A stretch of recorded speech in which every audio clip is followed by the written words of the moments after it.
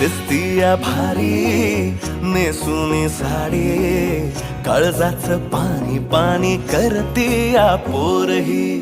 अदा क्यूट वाली गावरान बोली, खट्याळ थोडी माझ्या काळजाची चोरही. थोडं माझ्या पिरामध्ये पड तू ग बाई, खुळ्यागत झाला मन तुझ्याच पायी.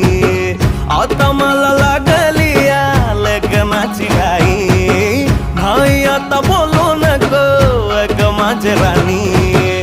होशील का या पठ्याची सोबर घरवाली.